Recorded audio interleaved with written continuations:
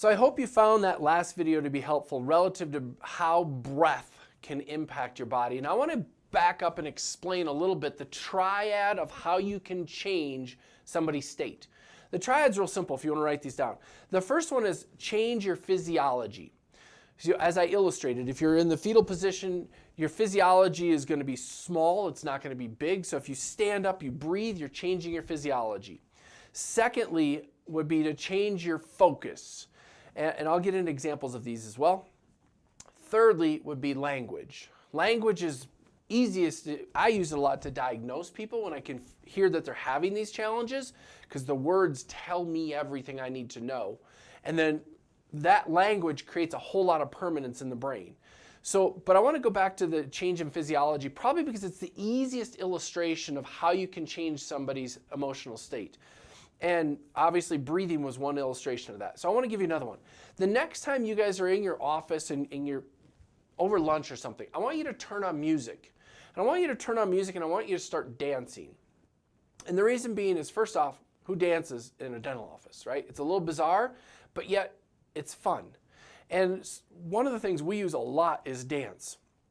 And the challenge I like to give people, and this would be the challenge I'm going to give you guys at your next lunch break, is turn on some music. And I want you all to see who can shake just one butt cheek. Don't shake the other one. It has to remain perfectly still while the other one tremors.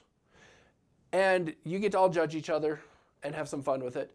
And what you're going to find is, first off, it's going to feel a little awkward because you're all going to be like, are you kidding me? Dancing? What? Shake a butt cheek? Just one? Until you try it.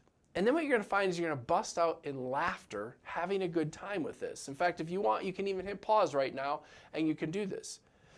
What you'll find is as you do it, you will bust out laughing, having a grand time, and whatever stressed you out in the morning or earlier in the day suddenly is gone. Because your focus, remember the triad, became this shaking my butt cheek and trying to beat this challenge. Now, I believe only Shakira can shake one butt cheek. And here's the moral of the story as you try this. As you're trying it and you're shaking one butt cheek or trying to shake one butt cheek and you're finding it's not working, the moral of the story is whenever you do something, don't do it half-assed. It doesn't work.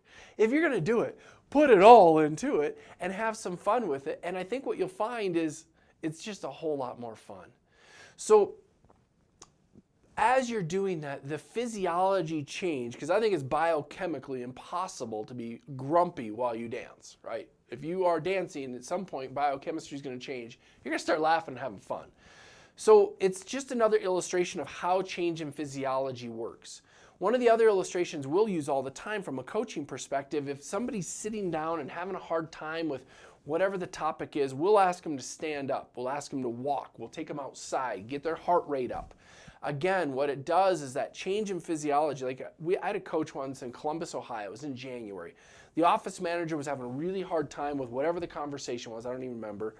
And so she took her outside and they went and they power walked around the block. Now, I don't think this lady was super in good shape to start with. And so she was huffing and puffing and it was freezing cold out. They came back in. Her physiology had changed her chemistry in her brain so much that all my coach did was ask the exact same question and got a completely different answer. It's amazing to see how it works. If you don't believe me, try it.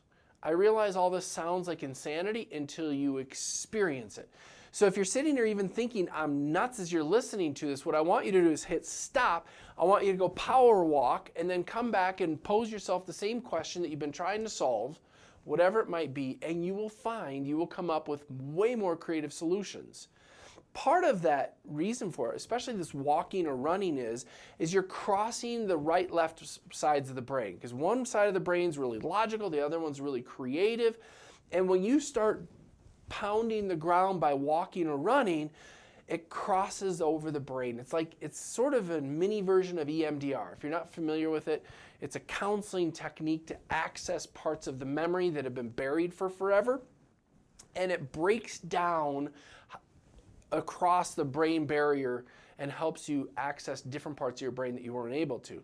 I find I do some of my best and most creative thinking when I go out for a run. It's great for me. It really helps me come up with new ideas, and I think it will you as well. So if you think I'm crazy, go out for a run. If running's not your thing, go out for a walk, power walk really fast, and see how that physiology change works. I want to give you another illustration. I had a client once upon a time that was going through a lot of personal challenges, relationship challenges. Remember, that was one of the issues here. And in this case, the relationship challenges blew up to be big legal relationship challenges and got super, super ugly. So the advice I gave the doctor in this case was he had a heavy bag for punching. And so I gave him the work of whenever you're in this wound up state about this relationship challenge, I want you to go to your punching bag and I want you to just punch it, punch it, punch it, punch it. I want you to punch it until you are so exhausted that I then want you to punch 30 seconds longer. And I said, then when you collapse in a heap, all of a sudden your focus is going to shift from that person to, holy cow, I can't feel my arms, I'm so out of breath, I'm dying. Look at how the change in physiology changed the focus. And I said, and then I want you to ask yourself a question. When you're laying there in a heap, I want you to ask yourself the question of what lesson can you learn from whatever the challenge is that you're experiencing right now. Because one of the challenges we face as humans is a lot of times we put ourselves in the victim mode of, why does this happen to me? Asking why questions is really, really dumb. And I'm not trying to be rude when I say that, but I'm trying to shock you into thinking why would that be? The reason is when you ask why questions, you're trapped. But if you ask what questions, it allows you to answer them. You can't ask a why question or answer a why question. You can't answer, why does this happen to me? But you can answer the question of, what can I learn from this so this never happens again? What is the gift in this? You want to talk about shifting your focus from being a victim to, I'm empowered to learn from this challenge. So that was what I asked this guy to do. I said, I want you to ask yourself those two questions. What can I learn from this? And what's the gift in this? And I want you to write it down. Every single time, I want you to journal this and write it down. And then in 6 months, you and I are going to have a conversation to see what you've learned from these exercises.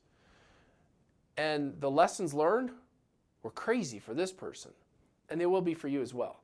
But you have to first ask yourself better questions. In fact, one of the keys to life, in my opinion, is the quality of your life is dictated by the quality of your questions. That applies to the questions you ask your patients, your employees, your family, your siblings, your kids, and more importantly, the quality of questions you ask yourself. If you find yourself always asking yourself, why does this happen to me, as the illustration has been, you need to ask yourself better questions. It'll change your life.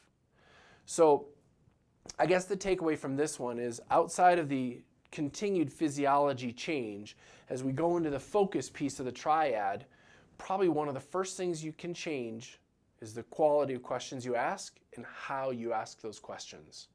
Using the what or how question instead of why will change your life. So with that, I want to end this segment for now and come back and continue down this road.